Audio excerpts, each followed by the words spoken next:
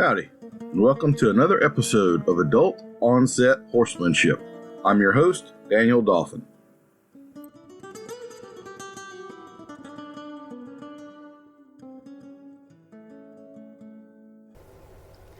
These words are from a few past bit course participants. Joyce writes, "For me, bits have been the most confusing part of having horses. You've made it very easy to understand. Not everyone is good at teaching, but you are.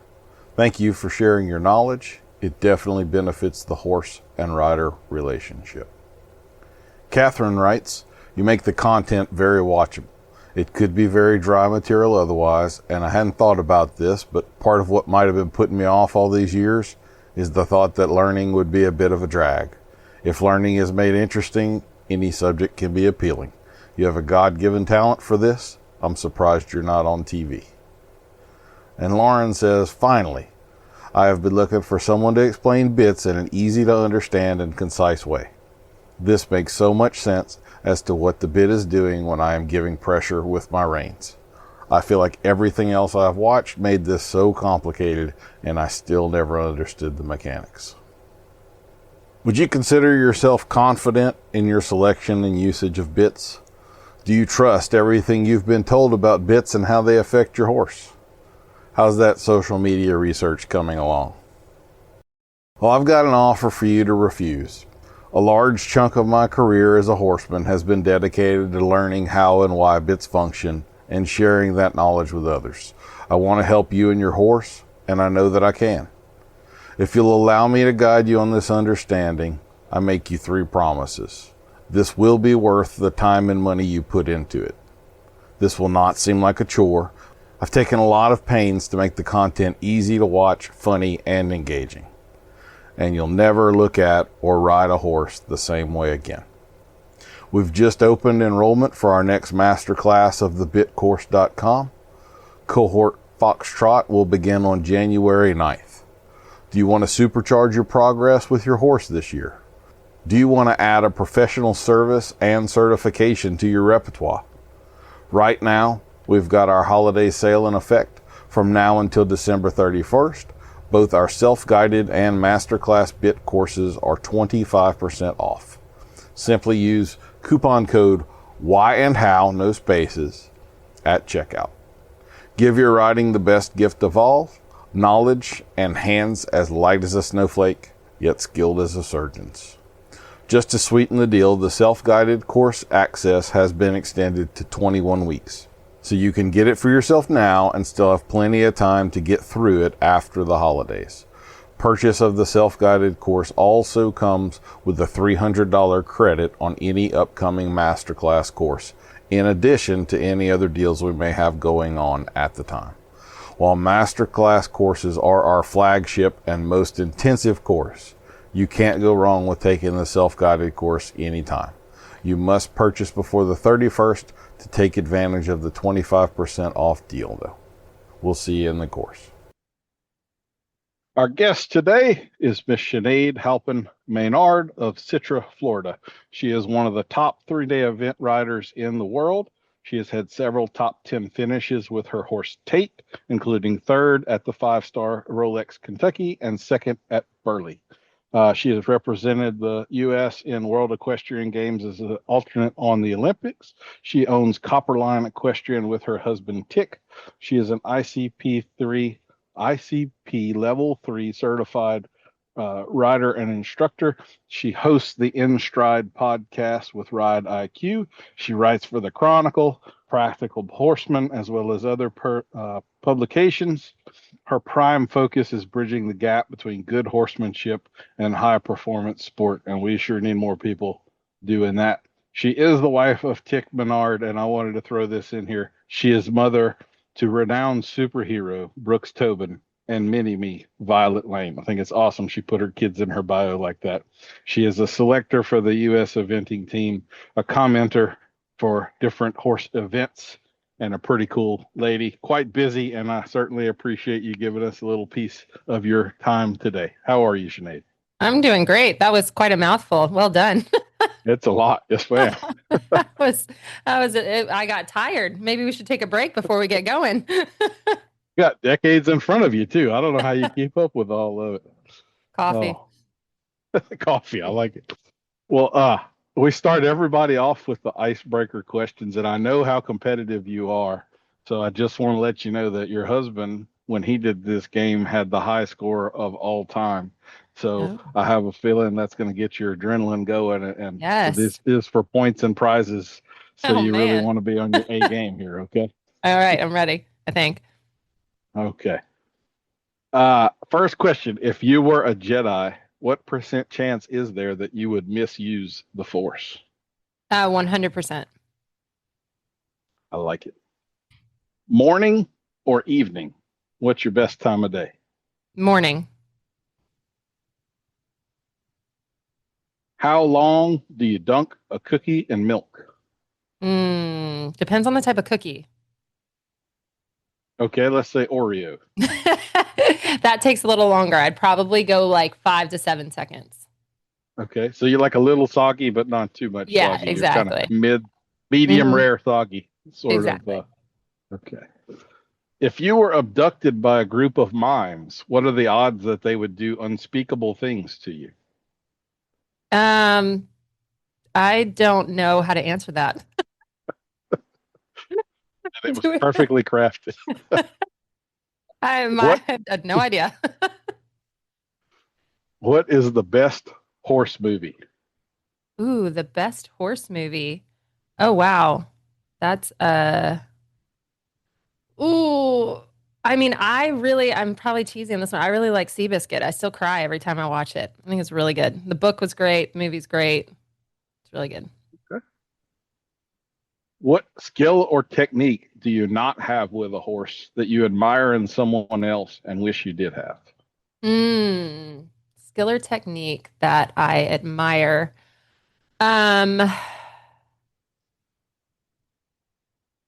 Probably you know what? I do not have like, I don't know if this is a skill or technique, but I watch Tick sometimes and he just has, I don't know if it's bravery or just like like very even keeled, like not nervous, not a lot of fear. And I would say like, even for the stuff that we do, um, I do not have nerves of steel. Like I am not an adrenaline junkie. I am not the bravest person in the world. And yeah, I admire people who can really, when they can really hold their nerve. Is that a skill? So let me throw you a counter thought in there. Hmm. If you're actually not scared of the thing, you don't really have the opportunity to be brave or courageous at all, right? That's true. That's true. So if you kind of are shitting yourself a little bit, but staying composed and still it's full send, baby, I'm going at that fence. I think that's braver than the person that's not worried about it at all. So just So does that mean I get an extra point more than a point of than Tick? that like 10. I think, yeah. I think that's fair. Yeah. Okay, perfect. Thanks. Um, did you know that pizza is a real-time pie chart of how much pizza is left? Somewhere deep down, I probably did. That should be a tattoo on the right kind of person, I think. Um, what would you say is the most important quality of a horseman or horsewoman? Presence. Presence. I like that. I think you're the first person. I guess we've had people maybe say like awareness or something, but that's pretty good. I like that a lot. There's an awful lot of people that are riding around, but they're not really there, huh? Like they're Very true. somewhere else or their horses, and they're not aware that their horse isn't there with them. That's a big deal. Yes, ma'am. On a scale of 1 to 10, how well can you back a trailer? I'm pretty good. I mean, I'm pretty good. Like close to a 10. Okay. Like most of the time, Tick will get out and I will back up the trailer. So he admitted that on the podcast. He did. Yeah, I'm pretty good. That's awesome. Bay or sorrel or any other color? What's your favorite color? Ooh. Chestnut. Because I also had to amend that. No, I know. I learned what sorrel was last year at Road to the Horse. Tick and I were both like, what is that? I mean, I do. I would lean in for a good chestnut. I do like a good chestnut sorrel. That's one of those that I threw that in. I thought it'd be a throwaway question, like a 50-50 wash kind of thing. Yeah. It is not even close to 50-50. It's like 90% people picking bay horses. I had Really? no clue there was such a strong preference for bay horses, but Oh, there wow. really is. Interesting. So you're in a small group to pick chestnuts, just so you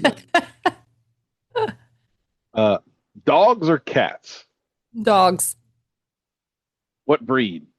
I like Goldens. I do like we've rescued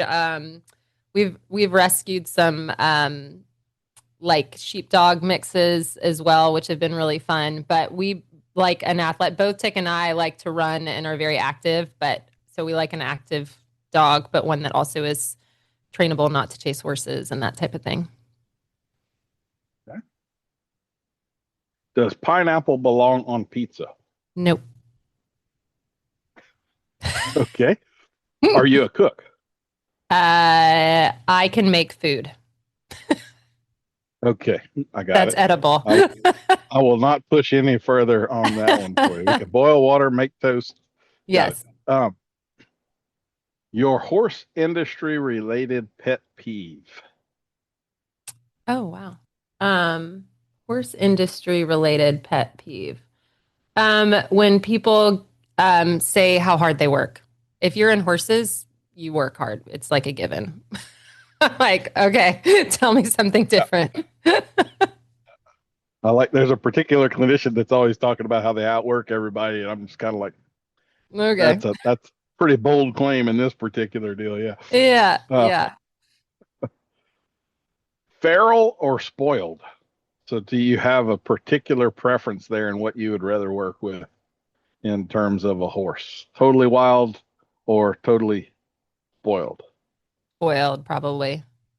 That would probably lean into that, like not the bravest, but I can draw some firm boundaries. So I'd rather be implementing boundaries than trying to get someone to stay in the room. Okay. Least favorite barn chore? Least favorite barn chore, unloading hay.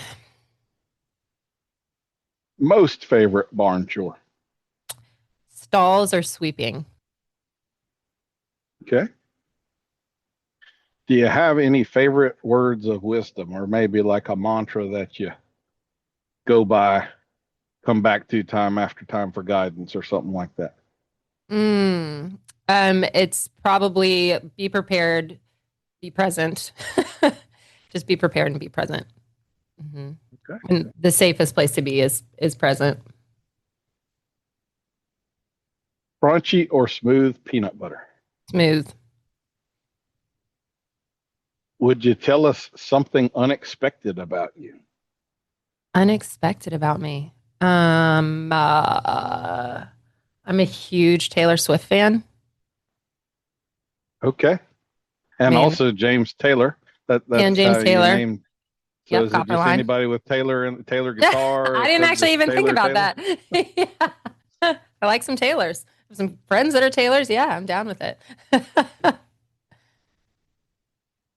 If you could choose any new skill or superpower, what would it be? And this doesn't have to be horse related. This could be flying, X-ray vision, comic book superhero kind of stuff. So a teleportation. Okay. I'm super impatient with like driving and traveling. I like to be places. Thoughts or feelings? So are you more cerebral, analytical, or more emotional, intuitive, go with your gut, even though you don't know why? That's a good question. I don't know. I probably go with my gut more, but I do think about it a lot. I was gonna say you're thinking about it right now. Yeah, so I like. Could be a balance. But... I would say probably. I mean, I would probably be close to both. I wouldn't say I get strong emotions about things, but I would like to think as I get a little older, I do think a lot about what I do. Maybe not so much when I was younger. What would you have been professionally if not a horsewoman? I have no idea. I think about that all the time. I've thought about it. I don't think about it all the time. I really don't know. I think I have a lot of interest now in like psychology. I think would be very interesting, but I wasn't very good in school. Um, so maybe I would have circled back to that eventually, but I do think I probably would have always needed to own my own something. So entrepreneur of some sort. Okay. I like that. Are you decisive or indecisive? I'm pretty decisive. I think that shocks nobody. Yep. Do you have a favorite piece of tack or horse-related tool? A favorite Is piece there of anything sentimental? Yeah, bridle, a saddle, or I mean, it could be practical too. I wrote this question intending sentimental, and nobody answers it that way. Everybody goes for practical. So I'm trying to guide it, but to no avail. So Yeah, no, I don't know if I do. I mean, this isn't even like a plug or anything, but I do love my CWD saddles. Like I do love my tack. It's pretty rad. I'm very lucky I get to ride in some good equipment. Yeah, I get a little spoiled that way. are you at all superstitious? Like if you're going to compete, you need this whip or that set of reins or these boots or nope, just No, whatever. I mean it's not whatever. I have what my likes, but I'm not like, yeah, I have to do these three or four things. No. No Lucky Charms or anything like that. No, it's kind of like I tried really hard not to get into that because I have to be very methodical in my preparation for things anyway, and I don't want to put um like if I were to lose my lucky sock or something, I don't want that to be my undoing. Hmm. I get that. Don't create a weakness for yourself Yeah, there. yeah, there's enough. Life is tricky enough. Like I'll let that do its job. Cold showers or cold food forever? Hmm. Cold showers or cold food? I could probably do cold food forever. I like a warm shower. Okay. Uh, are your hands or your legs better? This is as a horsewoman, not as like a model or something like that. I was like, my when hands you're are very burnt and my legs are very white. It's like,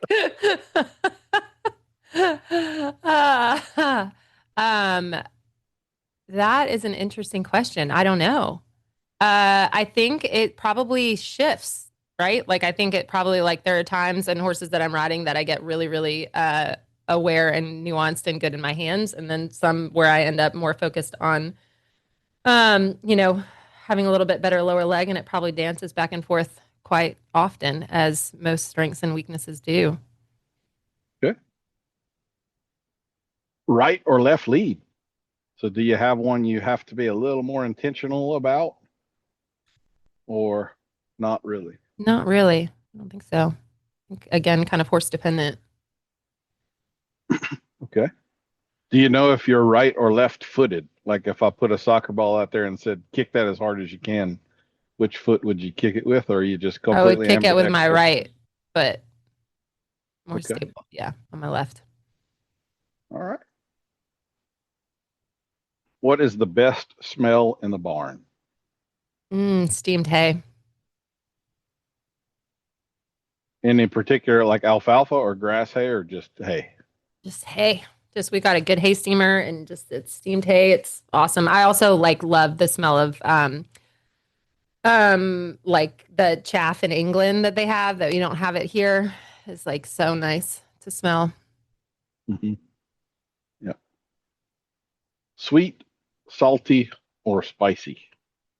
Um I have a lot of food questions if you can't tell. I guess I'm just hungry when I was making this up. Salt. Okay. Yep. So there is a little bit of a trend there. Most of us that are trainers, like I interview a lot of different kinds of people, but those of us that are sweating our butts off in the sun, we tend to appreciate some salt. Yep. I do like some salt, but if you can get like salt on a chocolate, like caramel frozen, that's so delicious. Or the only thing, I lived in New Jersey for a long time, and the only real thing I miss about it is their salt bagels are like so good. Yeah, salt.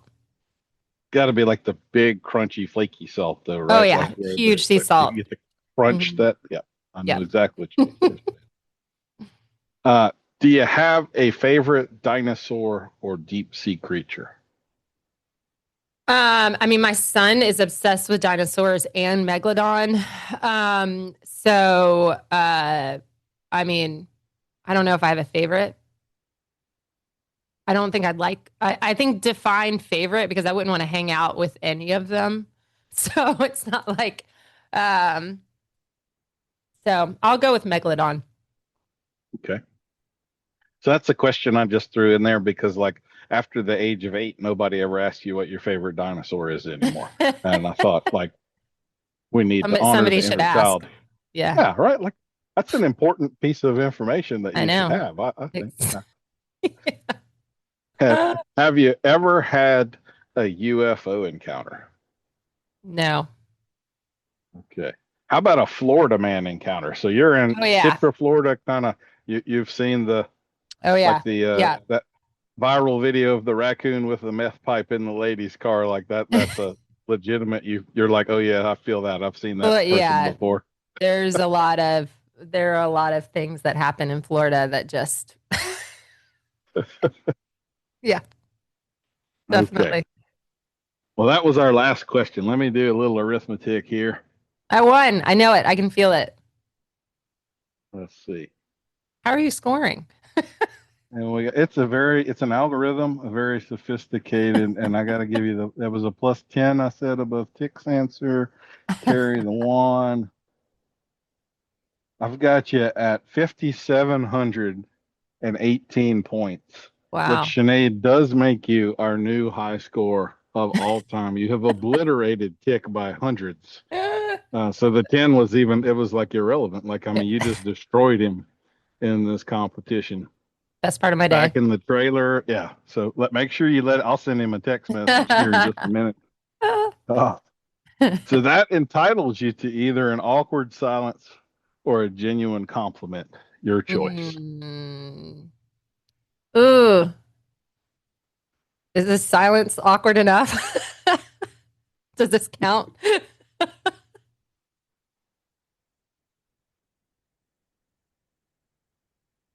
I got nothing.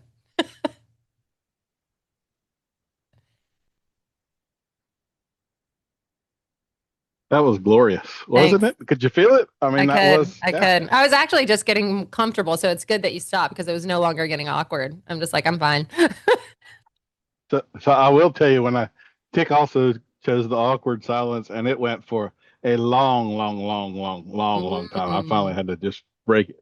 We got a little competitive right there, and I think we both genuinely got uncomfortable and was like, we got to get this going again. So anyway. All right. Love it. Well, Sinead, the first question I always have for everybody is, would you kind of give us, we've already read your bio, but would you give us sort of the 30,000 foot view of what it is that you do in the horse business? Yeah. Well, currently we've got, I don't know how many horses we have here. Not a huge amount. I mean, we probably range between 15 and 20 some odd horses throughout the year. And we have a handful of horses in training. And then we try and focus more on clinics and lessons. And then we have a couple of competition and syndicate horses. So that's kind of what the home life looks like. I also do a podcast as well, which is really fun and I enjoy it a lot, I can tell already that you really obviously enjoy this. It's super fun and interesting. I'm really enjoying the team selecting job. So for America, we almost every year have a championships or Nations Cup. So whether it's Pan American Games, World Championships, Olympic Games, and below that, we have Nations Cups. And so I'm one of 5 people that get to pick who represents the USA, which is really, really fun.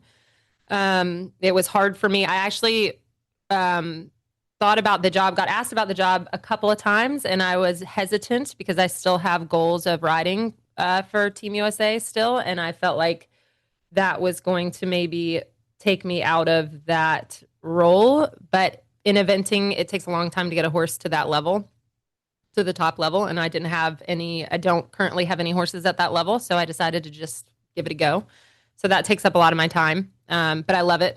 I'm a huge fan of the sport and fan of horses. So I now kind of am forced to, I need to follow it for my job, which is really fun. And I also do a lot of commentary for top competitions. So like next week is the first time I get to do remote commentary for an event out in Montana. And then this fall, I'll commentate the U.S. Open that's in Virginia. And then the next week, I'll go to Maryland and commentate the 5-star at Maryland. And I commentate at Kentucky, which I really enjoy as well. So yeah, I do a little bit of everything. So how does the commentating work? I assume that's a little bit like golf in that y'all are maybe in a remote location and it's all because the courses are big and so it's not like you're in a helicopter watching this in real time. You got to have a screen and they have cameras and so forth and y'all are following them. So was that a learning curve for you to be able to talk about that rather than being on it and thinking like a rider?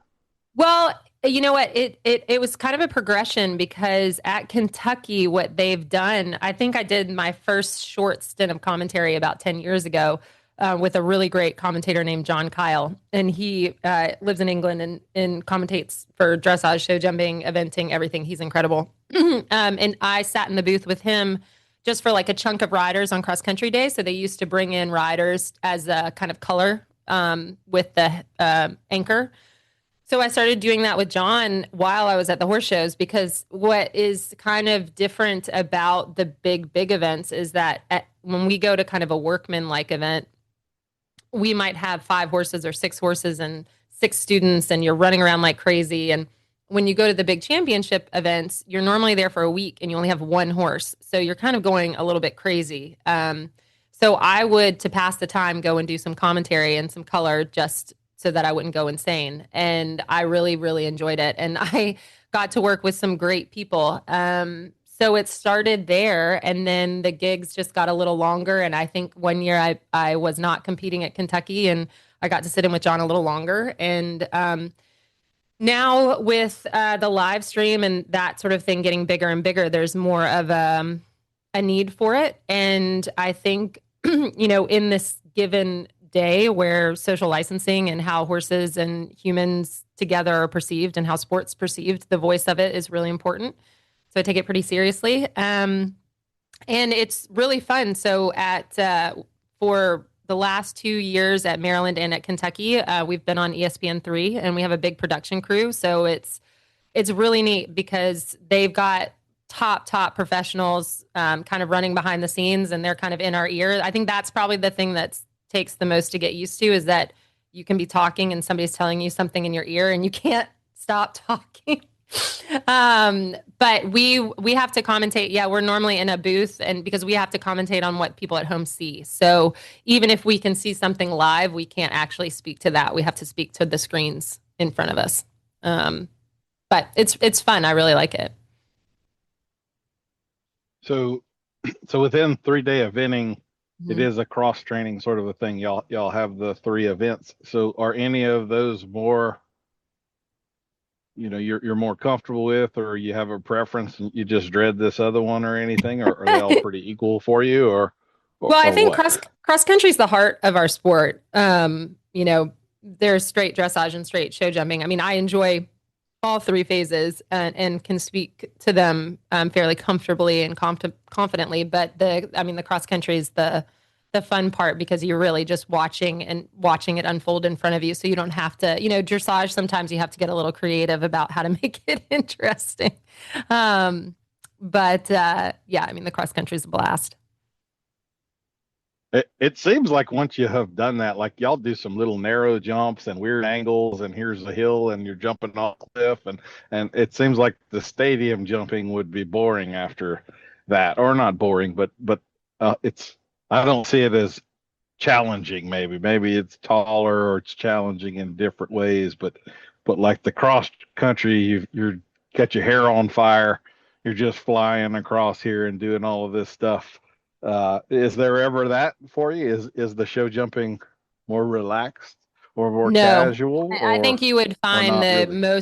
most event riders would be more stressed about the show jumping. Well, it's a military sport, so it's really tricky because I mean the whole point of it what is to have a horse that's on the aids and very obedient and submissive, even if you would say for the dressage, and then they're bold and brave and fit across the country. So they're brave and they can jump basically anything. And then the third day they have to come back and still be fit enough that they're within themselves and careful enough that they can, on Saturday, on cross country day, they're running and jumping into the water. And then we have Liverpools we've got to jump over, and they've got to be careful and thoughtful. I mean, you can have an amazing cross country horse and it's just not careful enough for the show jumping, and you could be at the top of the class and then, be out of it on the third day. So it really is, it really does take a lot of skill, and the sport has, I mean, now to be good, you would almost need to be able to jump small Grand Prix in straight show jumping and do pretty high level dressage. You need to be good in all three phases. So it's gotten very sophisticated. When I first started it and it was more long format, it really was. You could just take a thoroughbred to quite high levels, and you'd maybe have two poles down in the show jumping, but you could still be very competitive because you could be fast on cross country. And now it's just not the case. Like you've got to be really good across the board. So it's a different fear, right? It's like cross country is bold and demanding, and definitely can get your blood up. But show jumping can get your blood up in more of a kind of fear of failure, and there's a real accuracy and sophistication to it. So would you say there, in terms of the horse, the bigger challenge is finding the horse that's mentally or physically put together? Both. For the top sport, it's really hard to. It's the 1% of the 1% of a horse they've got to have a good brain. I mean, if somebody calls me and is not in the sport and says, "Oh, I've got this horse and it's just, it just love cross country because it just runs so fast and it's so brave and it's, I can never stop it," I'd be like, "I don't want it." Like that's not, it takes a pretty conscious horse and a horse that has the right type of scope. Like if you would think about the difference between a triathlete and a weightlifter, right? Like the dressage horses and the show jumping horses, albeit have to be flexible and fit, they're more power. And our horses have to have power, but they also have to have quick reflexes and have quick feet, quick minds without being hot, if that makes sense. They've got to think. So they need enough blood that they can run, and that they can run 11 minutes and then still be fit on the last day. But they also need to have a conscious about what they're doing. So what if you're out looking for a prospect? Like what sort of things would you be looking for? Do you have like he needs to be between 16.1 and 16.3? Like is it a very specific thing for you, or not? I mean, not it's so much? hard. I mean, I think that's the hard part, right? Is that if it was in the paper, we'd all have it down. But I think eventing is great because there's horses that have jumped around really big stuff and they've been quite small. Theodore O'Connor, a famous pony that Karen O'Connor rode at the Pan American Games and she rode at Kentucky was 14.2, which was nuts. But it's the exception to the rule. And then you've had really, some very big horses that have done the same thing and they've just ended up with a lot of blood. But I would say, something that's light and easy on itself so that it can, so it can run for a long time and be fit and stay sound. Something for me that I'm always looking for is something that's quite uphill so that it's always in a ready position. It's ready to jump. It's easy. You're not kind of fighting with the balance. A horse that's, you know it from the work that you do. You can work with them and teach them to be problem solvers. But if they're, if they're quite anxious or quite nervous, or if there's a problem, they can't recover from it quickly. That's hard to deal with, because there's always going to be things that come up. So having them, aware and up enough, but not so fragile that if they touch a pole or have a mistake, that they're going to really kind of not recover quickly from it. So, and I'm trying not to mention Tick a whole lot here, but he's really the only other vendor that I know. So a lot of what I've conversations I've had here have been with him. I think when I talked with him, he was talking about, I guess you could think of it like the pyramid. When you get to the 5-star horses, how fewer horses there are, and that it was really, at least in his view, the limit was the horses. There were plenty of riders that were probably capable of riding at that level, but you're just waiting maybe your whole career for the horse to come along that can take you there, so to speak. Yeah, I mean, I think I wouldn't say that. I would say the riding part at 5-star is quite hard too. But I would say that there are a lot of people that are quite good that, might not meet the right horse. It is hard to find that level, but the sport has changed a bit. Like the championship level now, like the Olympic level is 4-star, Pan American Games, the cross country is 3-star, World Championships is 4-star. Like 5-star is starting to become a standalone event, like a Wimbledon, versus the Olympics, if that makes sense. So you can have one tier lower. The quality of the horse still needs to be the same, but like a 5-star horse is just a unicorn. And most of the time you don't know you have a 5-star horse until you've done your second 5-star on it. Mm-hmm. So what would be the distinguishing difference there for a horse that's topped out at 4-star and I have a 5-star? Like it's all an equation, right? It's an equation. It's just like people. It's like, if it's lacking in some athletic ability, but it's above average in heart and try, like if it's got heaps of athletic ability, but maybe it's a little tricky in the mind, but you work with it because of that. So also the relationship between the horse and rider, if that maybe both are lacking, but their relationship is so strong. And you see that a lot in first timers, like, there's kind of a naivety about it, which is really nice when they don't even know, but the relationship is so strong and they've come through it together. There's always, and those combinations aren't normally winning, but they'll be there. You always have kind of these first timers that'll jump around. So it's an equation, and it's just kind of being mindful with what parts, what skills as the horses are coming through the levels. Because look, at 5-star, if you had a 9-year-old horse at 5-star, that would be absurdly young. They're normally 10 would be young. So the peak of their career is kind of 10 to 15 at that level. So you've gotten to know them a long time. So you're kind of, as you're moving up levels, kind of deciding what needs to be worked on, when you run into something that might be a deal breaker, but there's plenty, 85% of the sport is lower levels. So there's plenty of jobs after that. So that brought up a couple of questions for me, because we have all had the horse in our barn that was super athletic, just a freak, but the mind wasn't there. And then we've also had horses that had just lots of try and you loved them, but they just didn't quite have all the tools that they needed. So what kind of horse do you prefer there? Are you happy to work with the athletic puzzle, or would you rather work with the one that's got the mind and maybe the body needs more nurturing, or the physicality? I think it depends on the goal, it's a dangerous sport. Horses you need to be not naive about that. And especially if you're asking the horses to be athletic as they need to be, and as quick and scopy as they need to be at top level sport, you have to be very conscious of their athletic ability and not abuse the try. And I think sometimes that happens to all of us when we just love a horse so much and they're just yes. You have to be very, very mindful with those ones that you don't push them past their ability, because they will say yes. So I think you have to be careful with that.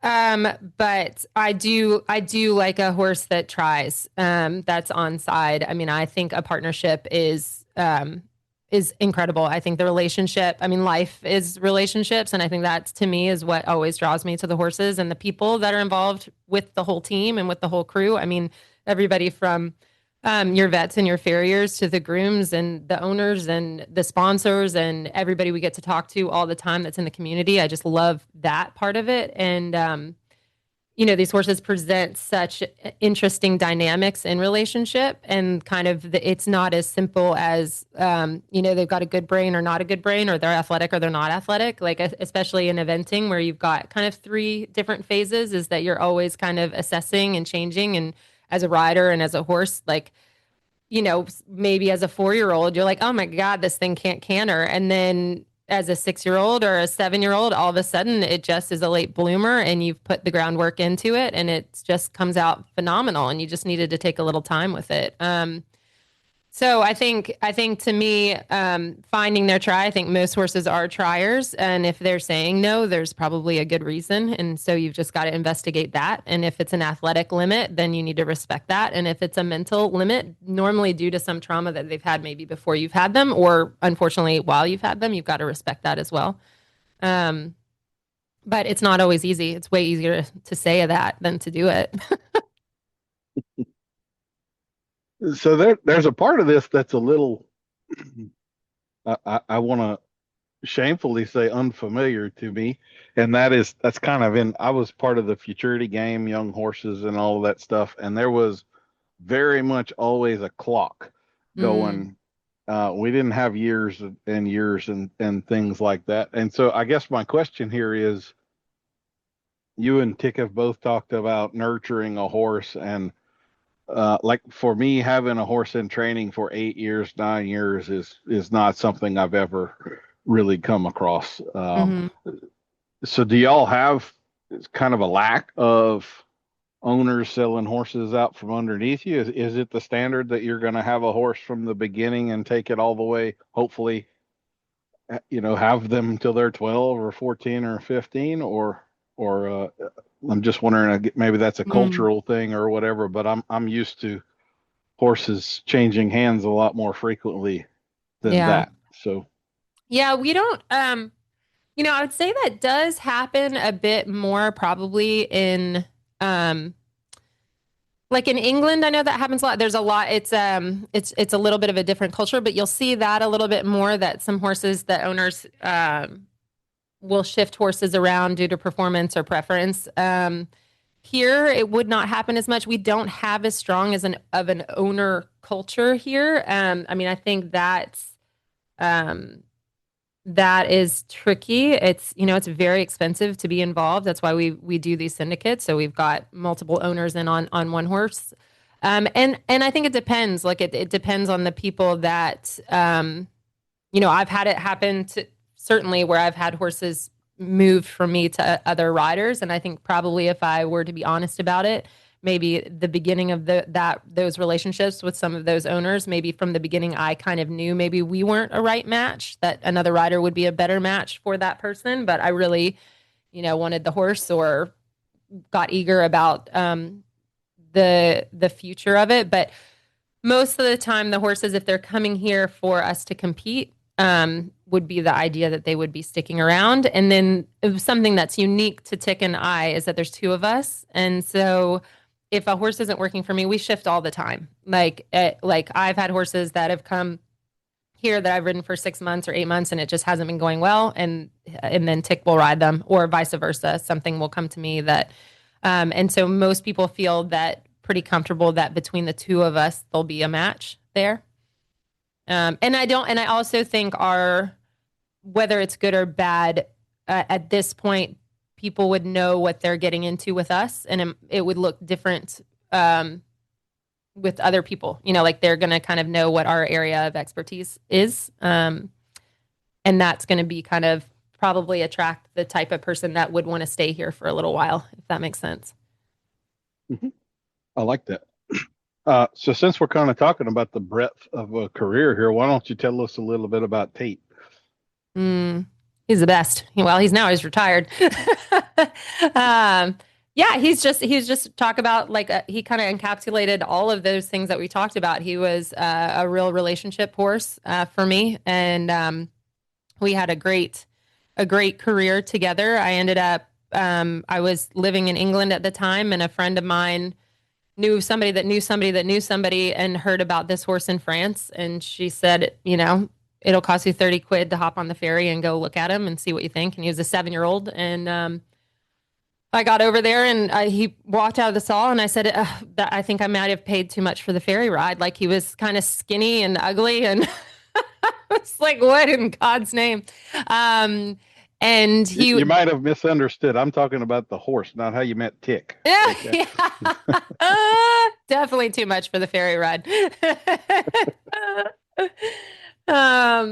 But he just turned out to be really cool. Like he was bred on the farm that I tried him, and the people are wonderful people. Wildly enough, actually, when I competed at the World Championships, I competed in Normandy, France, which at Arras des Pins, which is where he was bred, which was kind of crazy to fly back. And also Pierre de Gruppel, he was the son of the breeder. He just designed the cross country course at the Paris Olympics. So very good family.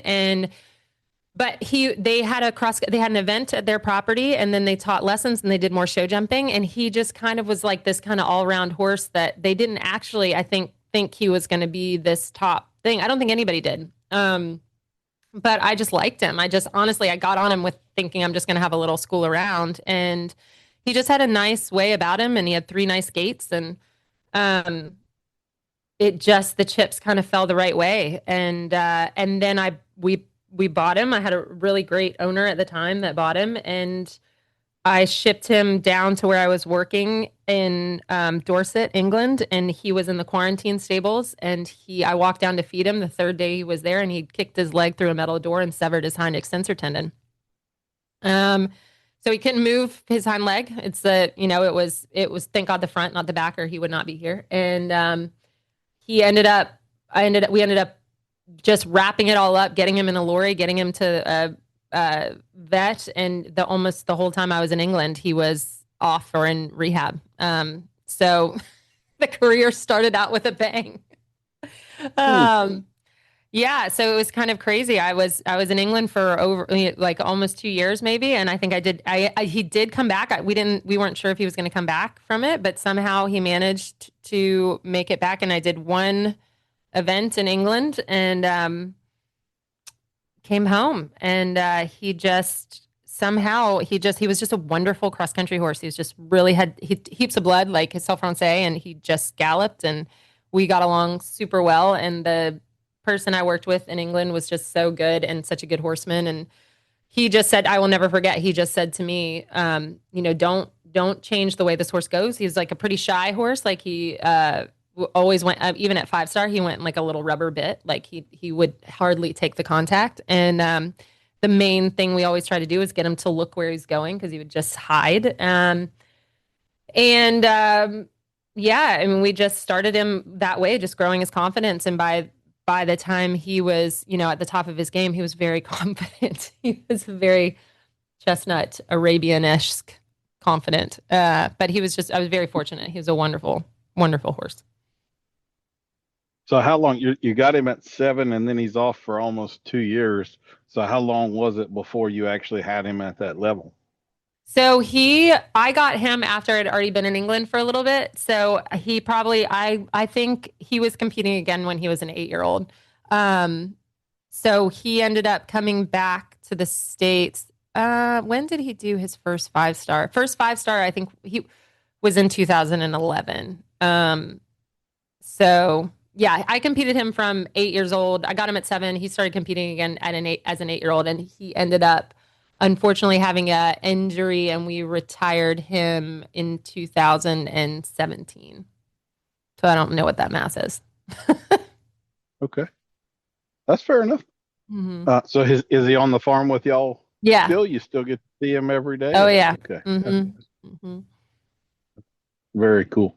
So I got to ask you another question that is kind of unique to this sport, or some of these sports, and that's horses on airplanes. Like I'm pretty used to throwing a horse in a trailer and driving 12 hours or something like that. But throwing a Yeah. horse in a 747 and landed on another continent, like Yeah. that's gotta be, we talk about seasoning horses, but how do you season one to that? Like how long do It's they need to actually better. recuperate after? Honestly, it's better. It's quieter, easier and on them than shipping them up and down the East Coast. Like it's really the hardest part is probably just being in quarantine for a little bit, but yeah, they're good. I mean, they really are good. Most of these guys that the grooms that fly with them and like when every time Tate flew over, so he went to Holland, France, England a couple of times, Ireland.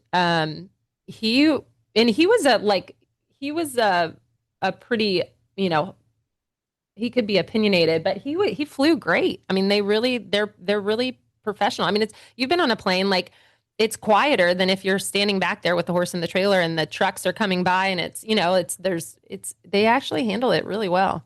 Surprising. Hmm. Is that super expensive? I mean, like I Oh gotta yeah, imagine it's it's super expensive. Fortunately, every time he flew anywhere, it was for something for Team USA, so they covered the the flight. Um, but we import horses. Like we just flew one.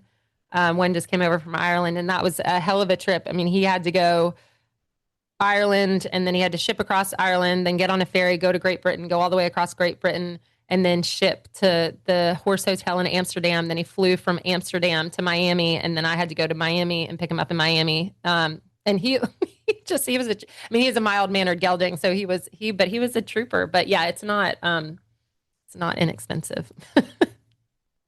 No. well, that's pretty cool. Mhm. Well, I'm feeling like this is probably a good time for us to go to our sponsor for this episode. And I think I got a good one for you. I was inspired by the fact that y'all named your farm Copper Line Road after James Taylor song, and I'm a little more redneck. So our sponsor for this episode is Copperhead Road Stables. So you might not know it, but Steve Earle has always had a passion for horses. Steve and his new partner, John Lee Pettimore V, have opened Copperhead Road Stables in Lower Georgia. Now you can take lessons, lease, and board and run for your life, all in the holler. You might have some notion about people in highly polished $1,000 boots with impeccably clean starched blouses and very upright posture.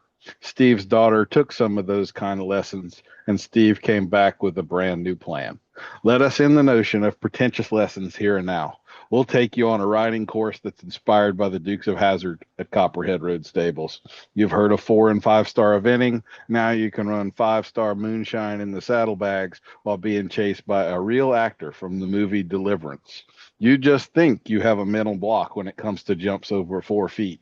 Let me tell you from first-hand experience that when a guy with 2 first names is chasing you with a lit cigarette hanging from his lips, sipping moonshine from a mason jar or running you down, saying how pretty your mouth is, you don't even know where the banjo and fiddle music's coming from.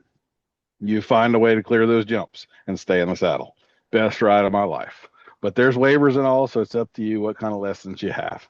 That sounds like a little bit else, a slower and lower course where you're still running shine, but it's the revenue case. They've got a 4-weekend holiday coming up, so it's a lot less intense.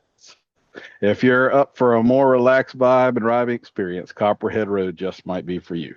John Lee Pettimore V would love to show you around. Heck, you might even see him spit some beech nut in that dude's eye. Okay, so we paid the bills now. I don't have this ride IQ money coming in, so we got to do what we can do. I don't know. I don't know if you sold me on that. Certain kind of person that would be attractive, yeah. Anyway. Yeah, I'm like, I'm not sure I'm that type of person. Well, we've talked now about sort of the professional side of it. I wanted to get into this main goal of yours in bridging the gap between good horsemanship and high performance sport. You've already kind of mentioned the social license to operate and all of that stuff. So what does that mean to you, bridging the gap between good horsemanship and high performance sport? Well, I think it's, I think we can all say that once you get involved in sport or competition, it can become a very, you become very focused on the outcome instead of the process. And that's not the best way to train horses.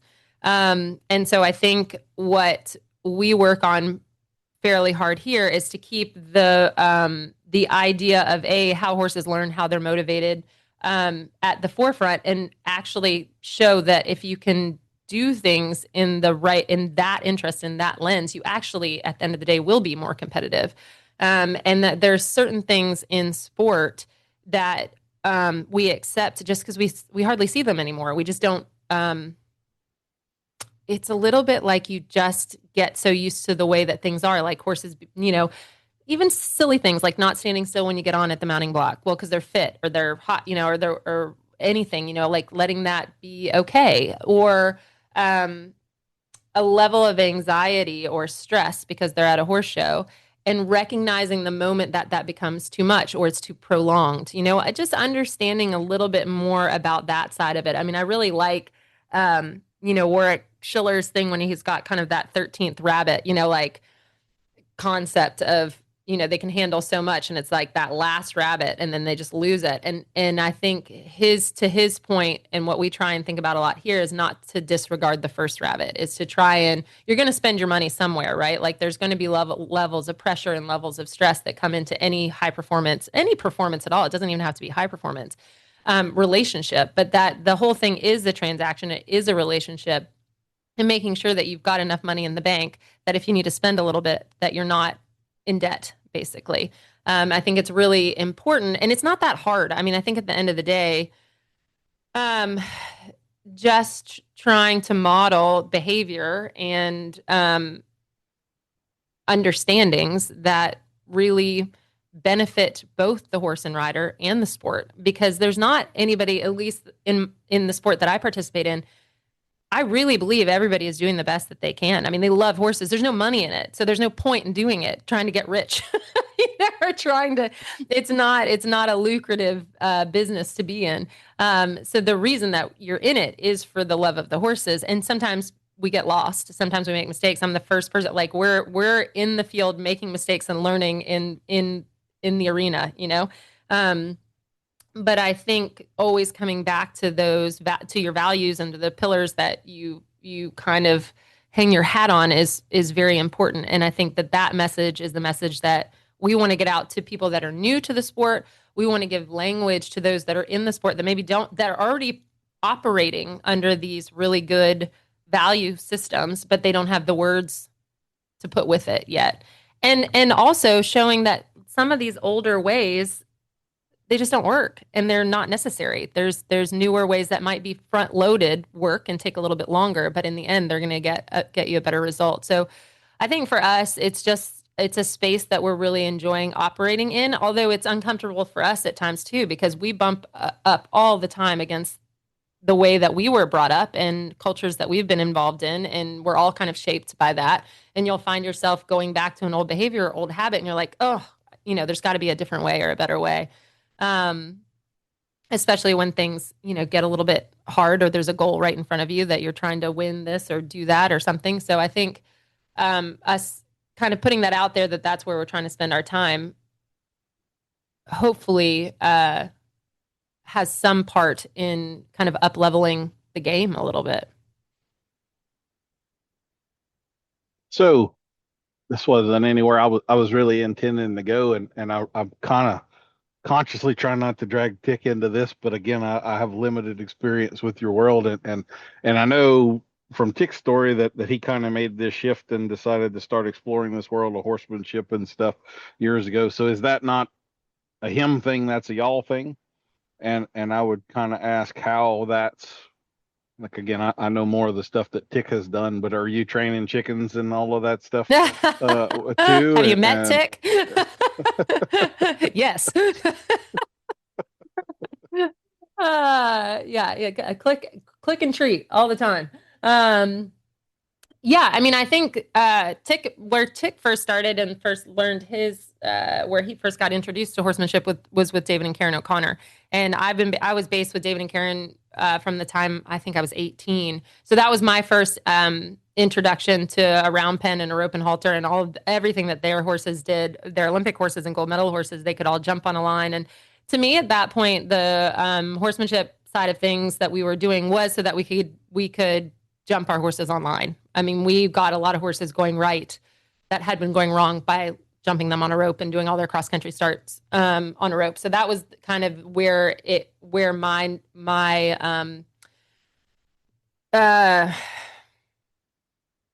not where my like where it ended, but that's kind of where it encompassed. To me, it was about a performance horse and a competition horse and how I could use it in that way, not kind of the art of it, and where Tick has kind of taken that. But I think the behavioral side of it has always been very, very interesting. So the two of us very much operate in that same space, is kind of understanding how horses learn, how horses think, and then implementing that into the practices every day that we do with the horses. Okay. So now I'm gonna take a little bit of a turn here, because you're also doing a lot of clinics and stuff like that now. So I know in the English world, a lot of times y'all are doing the working student thing and y'all are teaching lessons. That was not at all my path. I didn't speak to people for 15 years or something while I was training horses, and then all of a sudden I made this shift to clinics, and like the working with people part was a whole other animal. You know, have you had that sort of experience? Has there been you talked about your interest in psychology. Has there been kind of a shift there where you realize this is two different careers going on simultaneously, or what? No, I mean, I've always taught, and for me, it's kind of like I spent a lot of time with sports psychologists myself. I've had to overcome a lot of like traumas and fears, and I mean, I've broken so many bones and made so many mistakes, and so there's been physical fear of being hurt, and then I've let down some teams in situations where I cost the team a podium finish, and there's been places where I didn't get to go to the Olympics because of some of my preparation stuff. So I've had a lot of time that I've spent working on my mental game. And so I can see that a lot, and I've got a fairly decent vocabulary around it, and it's very interesting to me. So I think that horses, I think it's a relationship. I mean, I'm sure, especially from all the time you spent with training horses, is that you can work really hard and you can actually get a horse trained pretty well. But if it's going back to the person that doesn't have the skill set to work with that horse, it's kind of pointless. And a lot of the limitations I see when I'm teaching are, people really understanding that whatever is going on with the horse is not personal, and it's not a personal attack. So having some really hard and quick and hard facts for how horses think, and being able to give that information to someone when you see them getting in not a great place in their nervous system, and then just hearing them as far as making sure. I mean, the majority of people, when you're working with horses, if you're not in the tack all the time and you're not that comfortable, there's these kind of fear responses that happen, and then your feeling and your timing's off. And so helping people navigate that and become aware of it, and then giving them a system around how to notice how they're doing, and if they're not in a great learning space, and then realizing how similar beings we are to these horses, that we're just operating from moving from our, parasympathetic nervous system in and out of these, stress places back to calm places, and stress places and back to calm places, and knowing how to dial into what in trying to figure out what you're trying to do. If you're training or if you're competing, it's kind of two different headspaces. So I really enjoy the relationship part of it. I really enjoy getting to know people when they come to the clinics and asking them to kind of give me a little bit of feedback of what they're dealing with, and then being able to look at the pair together and try and give them one or two things that they can hang on to that will just help their relationship. That to me is very, very interesting. So how do y'all work clinics with you and Tick? Is it like you have a group and he has a group, or are y'all out there simultaneously, or how do y'all do the logistics of it? Yeah, normally we're in two separate places. So it really is up to the organizer a little bit, but most of the time when we're clinicking together, most of the time the groups they'll have a groundwork session with Tick in the morning, and maybe then they'll come and jump with me in the afternoon, or they'll do a groundwork session with Tick one morning and they'll jump with him one afternoon and do a dressage with me. So it normally we're in two different places, and then often we'll do a morning talk and then a lunch talk, something like that together. Okay. Do you do any by yourself? Yeah. Mm-hmm. Okay. Mm-hmm. All right. So how about the podcasting? How did that come about for you? Obviously you can talk, so you're not having any problems with that. Sometimes that's not the case. I don't know if you've had a guest like that yet, but sometimes you get somebody on here and it's like pulling teeth trying to get them to answer, or they give you four word answers to questions. You're kind of okay. So, Yes. so how about that? Are you enjoying that part of it? Yeah. So it was actually, it wasn't planned. Ride IQ is a pretty cool platform. It's it's kind of like Peloton for riders. So basically there's instructors on there, and they'll do short lessons, and you actually, when you're riding at home, say you want to work on something basic like walk trot transitions. Well, you can pull up this lesson that this trainer over here did explaining their ride, and they're actually riding their horse. And so you put the earpiece on and you work through the ride with them. So I thought it was kind of a unique idea. And so I did that for a little bit. And to be honest with you, I didn't enjoy it that much. I didn't enjoy doing my teaching that way. But I really liked the girls that are running, Jessa and Kenzie, that run Ride IQ, and I loved the community. I thought it was a really cool community, and so I just said, "What if we try something like a podcast?" I don't even know, and they just said, "Yeah, let's run with it." And so that was, I think, 2 or 3 years ago, and I've just really enjoyed it. And it's very similar to your podcast, where it's just it's pretty conversational, and it's more getting to know people, less like a how-to, and more like a who are you. Like, and I love it, because I do think that I would say, even when I know somebody, I learn something new about them, and every time I like someone more after I've chatted with them for a while. When you just have that one-on-one time, I just really feel like so many stories are the same, whether you're a gold medalist or you're participating as an amateur rider. I think the struggles and the edges they're all the same. It's just at different levels. Mm-hmm. That's why it's annoying when someone tells us how hard they work, right? You're like, yeah. I had to take a shower so that I was dry whenever, like who the hell isn't doing that? Yeah. Right? I'm glad you can't smell me, because I am not showered, but I did get rained on, if that counts. Oh, yeah. We've been having the same rain every day. It gets pretty old. So bad. I know it. Mm-hmm. So you have 2 young kids. How Mm-hmm. is that going on the farm? Are they horse nuts too? Or y'all having to? I know when mine were little, like, I have some pretty firm rules around here, because they could get themselves killed in a hurry if they go in the wrong place at the wrong time and don't listen. So how do y'all work that out? Yeah, we're pretty lucky. We have great staff. We're kind of and everybody lives on the property. So Tick and myself and the kids live above the barn. So we've got kind of a studio loft above the 12-stall barn. And then we've got a staff apartment downstairs on the other side of the barn. And then our barn manager and head girl, Lindsay, who's been with us for a couple of years, she has her studio on the other side of the property. So everybody lives here. And everybody kind of, if the kids run downstairs, I fully trust that, that Lindsay or Nate or one of the people downstairs will have eyes on them.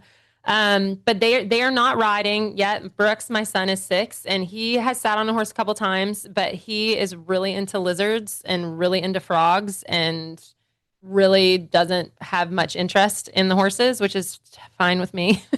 And Violet's just 3. She's kind of, again, same thing. She's maybe sat on a horse once or twice. And she would be more interested, but honestly, I'm probably a little bit lazy in that sense, is by the time they get home from school, like I said earlier, I'm a morning person. By the time it's like 5 o'clock, I'm like, I don't want to go get a pony out of the field and put a kid on it.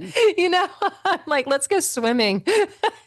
Like, but they're definitely farm kids. I would say that getting shoes on them is really impossible. They've got dirt and bruises and bug bites, and I used to be very worried sending them to school, but now the teachers know us well enough that, they come home cleaner than when I send them to school. Like, the teachers like brush their hair, tuck their shirts in, and send them home. I'm like, you're lucky I even got them here, and they've got matching shoes. Okay. So definitely farm kids that way. Yeah, we had similar kind of experiences, and then both of my boys have my sarcastic sense of humor, so they always had a sense of humor that was a few years beyond. So we would have to send notes to teachers like, you're going to cut a joke that's only for you, and he's going to smile, and we do inappropriate things. R-rated movies, they just are this way, right? So I love it. Oh. Yeah. And y'all live in Reptile Central, so that should be absolutely perfect for that tokay geckos and pythons everywhere and alligators. Yep. Wonderful stuff. So how did y'all, both you and Tick are from more northern latitudes. How did y'all wind up in Florida? Well, I actually like the sauna would be good. Or?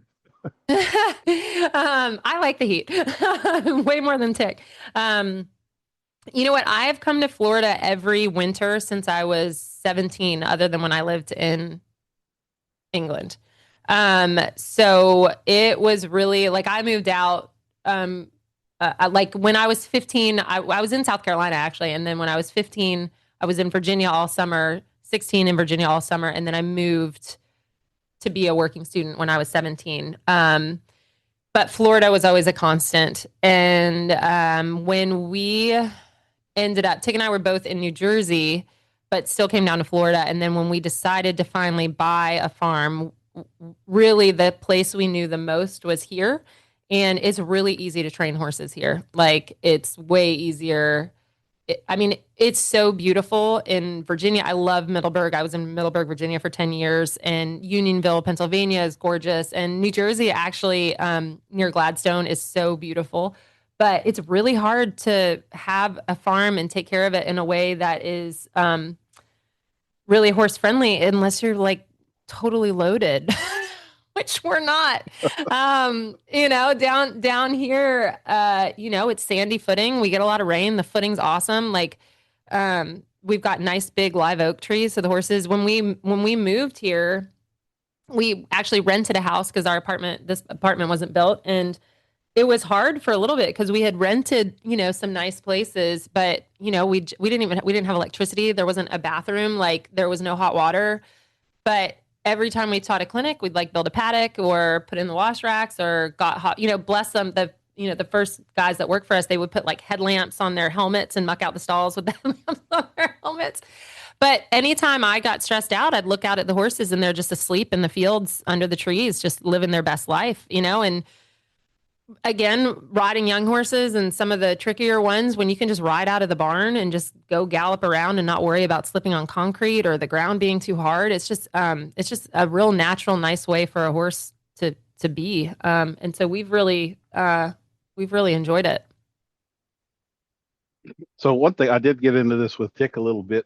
We had this damning bit of research a few years ago where some PhD decided if you added the temperature and the humidity together and it was more than 150, that you were abusive to horses.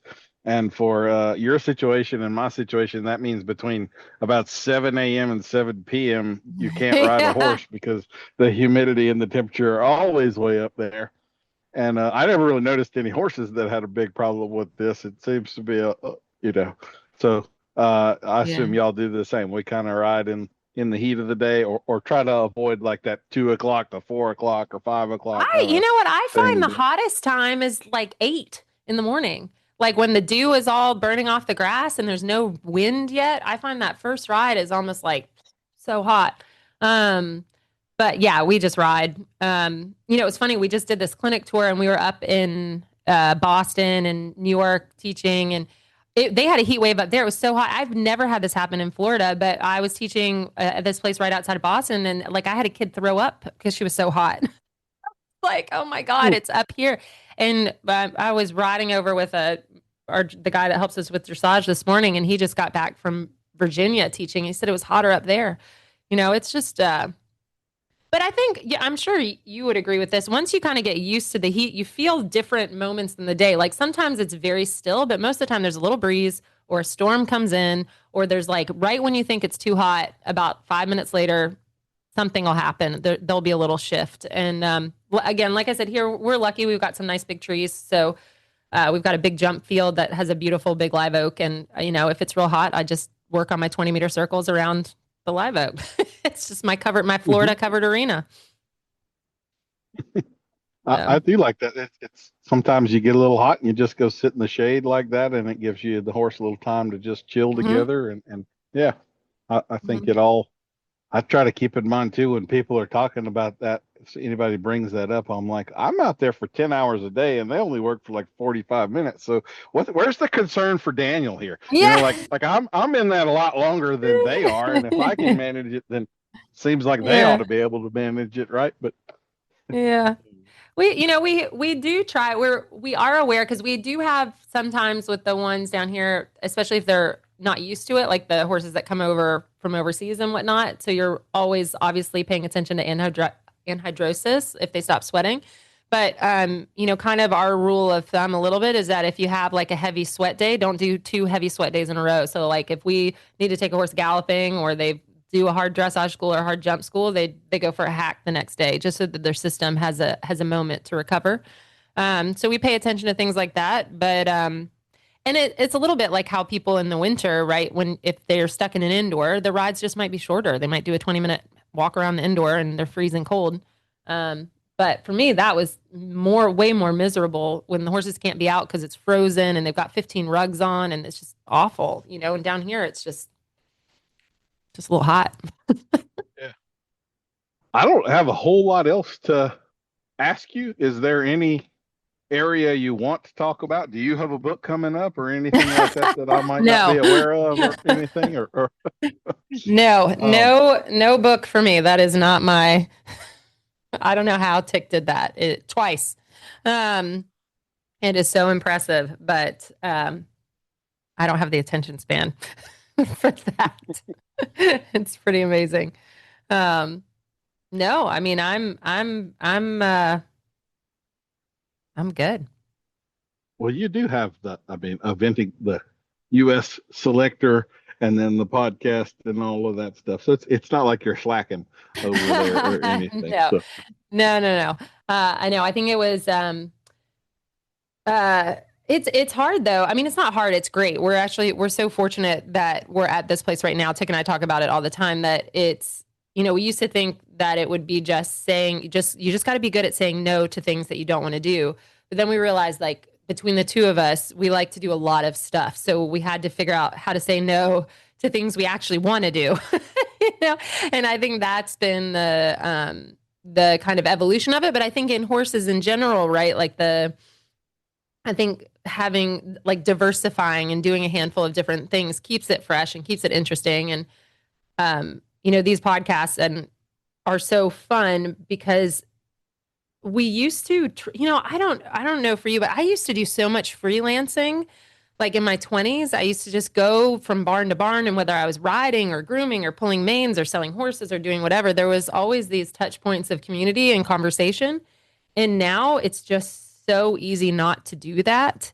And I think that in the horse communities in general, just having just talking is so, so, so important. I mean, even now I used to sit when I was like 18 or 19 and sit with the farriers like all day and just shoot the shit, and talking about stuff. And it's hard when you get a business going because you can't do that anymore. You can't go and just talk. So I think for me, especially kind of having kind of a little bit of a hand in a handful of different things on a fairly high performance level is really fun, is really enjoyable. I love talking to people like you that just do this for a living and have a huge range of information, and you're always kind of talking to different people and pulling different things. And I don't know, I think it's something that we need to keep hold of in the horse industry for the sake of the horses and the people that are riding and training them.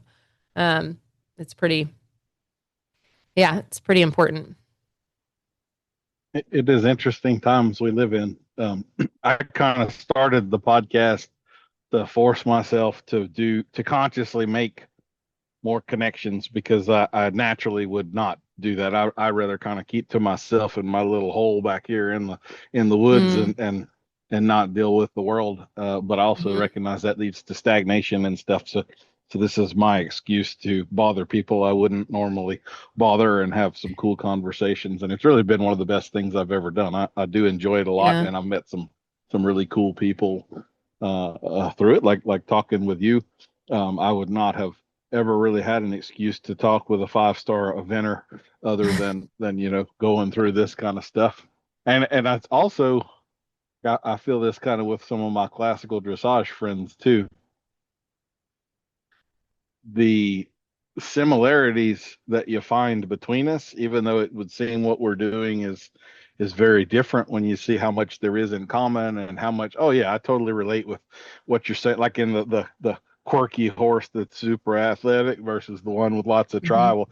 It doesn't matter what your end goal is. We all come across that same dilemma, and that horse that's maybe lacking that little something. This other one that you wish you could put these two horses together and you'd have the perfect horse, but you can't. You got to deal with what you have, and so I really appreciate your time today and coming on. I've enjoyed having the conversation with you. I hope we get to ride together at some point in the future. I've already had the pleasure of having a whiskey and a few meals with Tick, so maybe you'll be with him or something at one of these down the road. Let me ask you this about y'all, because Tick is genuinely a competitive guy, and I think in a good way. I think he's like most people that are highly competitive. I feel like their motivation behind the competition is maybe not a healthy one. And I wouldn't say that about him, but like I remember at the Kansas Equifest, there was a contest for like roofing shingles or something like that, and he's over there signing. I'm like, what in the hell are you going to do if you win? It's just, here's an opportunity to win, and so I got to be. He was saying, like, I'll collect grocery store points just because there's points out there and I can get points. It's ridiculous. Anything that. I'm like, can you get anything with those points? He's like, no, but you just get more points. I'm like, and then what do you do with them? You just have more. I'm like, oh, okay. That sounds great. So at the same time, he can hop out the truck and say, here, honey, back this up for me. Oh, yeah. No, Tick doesn't have it. I think that's the thing about it, is that's very unique in my experience, is that Tick really doesn't have much ego. Like he's not, like he's competitive, but it's because he has confidence. Like he does have a lot of self-confidence in the sense that he played a lot of sports. He's pretty athletic. He spends a lot of time with horses. He's open-minded. He's curious. Like I think I've seen him embarrassed like once in his life. Like, and he should have been more embarrassed a lot of times, but he just doesn't care. I'm like, you're embarrassing me. But I think that allows him some freedom to kind of get into those competitive places and enjoy himself. You know what I'm saying? Like it's yeah. And we talk about that a lot, because he also, he went to a very good school. He went to a really good boarding school that really promoted academics, but more promoted a way of being and a way of thinking, and being like at the front of the class, and looking people in the eye and telling these kids that there's nothing that they can't do. And I think, and his parents are very like, they're very smart people, and they're horse people, and they're very like, yes, kind of the same way. Like, and I think that's a huge thing for a kid. I think about that a lot with our kids, is like just really trying to make sure that they're good learners. I don't care what they learn, but that they enjoy learning. And I think that gives you a lot of freedom and confidence as you get older. Well, I think putting your son in your bio as a world-renowned superhero, I think that does say a lot about your parenting. right there. I hope you take a snapshot of that, because he may know that now, but when he's 30 and he looks back and he's like, my parents had me as a 6-year-old as a superhero, and they're like, that's going to mean something at that point in time. I hope so. So do y'all ever compete with one another? Is there ever a little rub in there of anything? Because I know the two of you. There has to be at some time been some. You know, to be fair, I'm not. It's weird because I'm like very much more direct line than Tick. Like I wake up thinking about competing and competing horses and like eventing and like that's my. And he's a lot broader about his stuff, but yeah, I mean, we've competed against each other a whole lot, but I would think he's more down the line of like happy wife, happy life. I think if he had to forfeit in order to make me happy, so at the end of the day, he has a happier time, I think he would. Like, so he's got the grocery store points to fall back on anyway. So yeah, he's all right. Yeah.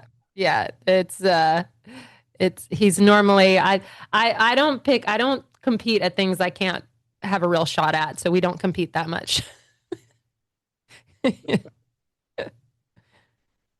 Well, so are we going to see you at Road to the Horse someday or something like that, or no, just not your? No, I don't know. I like, there is like nothing. I find it so fascinating. Like, it's such a fascinating competition. Not one bone in my body wants to do that. Like, it's like what I would imagine some people when they walk around a 5-star and they're like, what in God's name are you thinking wanting to do this? Yeah, it's definitely not my skill set. No. I like preparation. Yeah, like if you said, do you want to put on a tuxedo hat and go compete in dressage? I'm like, no, I don't really think so. But if you're like, but the day before, it's going to be like full send, like your hair on fire, wide open. I'm like, yeah, okay. That sounds interesting. We could do something here, yeah. Yeah, there's a reason they make you do dressage and show jumping. It's like you have to pay to play.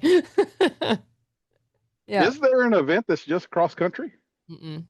Oh, yeah. So you have to pay to play. That kind of is the. Yeah. To be fair, it's a good thing because it would be a safety issue. Like it's basically the whole point of the dressage, and if you really, not the whole point, but a strong precursor is that if you look closely, it all mirrors like what you have to do in your dressage test at a lower level, like say the novice level, which is like 3'3" jumping. Is in your dressage test, you just have to be able to do normal transitions, like from canter, do a circle, a 20-meter circle, back down to the trot. Next level, you have to show lengthening and shortening. Your jumping questions will reflect that. By the time you're going 5-star, the dressage test requires 3 different types of canters, 4 different flying changes, half pass right, because you just have to have more range and adjustability in the horse and the step, and then the questions on the cross country it is checking to make sure you have the ability to drive before you go out on the highway, if you know what I'm saying. Mm-hmm. So yeah, it's probably a good thing. So do you have any desire or aspirations to be a course designer or anything like that? Do you have some devious scenario that you want to put other people through in your head, or no? Oh God, no. I mean, it's hard enough. Horses are hard enough just to like ride on the regular. No, I think course designing is really, really hard to do be challenging enough and safe. You know, like you are taking people's like horse and riders' lives. You know, like you have to be mindful of that. And the margin for error is so small. Like if you design a course that's too soft and not challenging enough, you're never going to hear the end of it. And if if a horse or a human get hurt, I don't know, it would be very hard to sleep. So I think that is it's a very tricky business to be in. I think the people that do it and do it well, it's like like something they were born with. They just see things a little bit differently. And I do think they have to have a real understanding how a horse sees something and reads something. And I think it's a real art. And it's not an art for me. So I have huge respect. It's a very challenging job. Well, I think you can comfortably say your plate is full and you are eating enough at this point, so you don't need to add Yeah. any more to it. I can stay in Anything. my few lanes. Yeah. Yeah. So, Mm-hmm. well, Sinead, it has really been a pleasure to talk with you today, and I've learned a lot about the world of eventing and the perspective. I will definitely keep checking out your podcast, which is again In Stride with Ride IQ. Um, y'all should. She has had some really cool guests on there, and it is not like you had Wart Schiller, so it's not just an eventing or English type. You have some range of other types of guests and everything. So y'all check that out. We'll have links in the show notes to their website, social media stuff, and then the podcast. Um, so I'll give you the last word, Sinead. Was there anything else you wanted to talk about or anything like that? Or No, I get to have the big question on air right now. Will you come and be a guest on my podcast?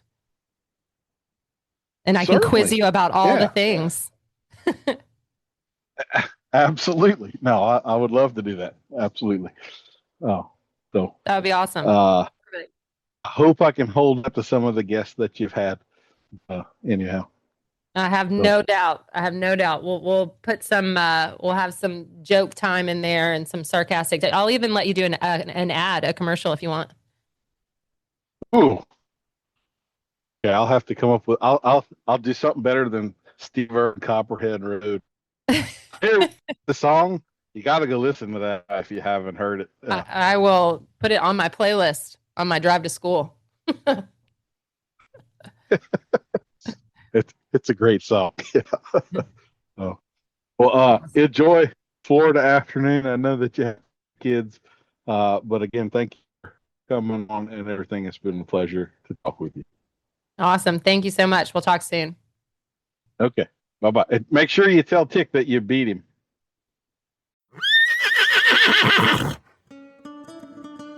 We'll see you next week for another episode of Adult Onset Horsemanship. I've been your host, Daniel Dauphin.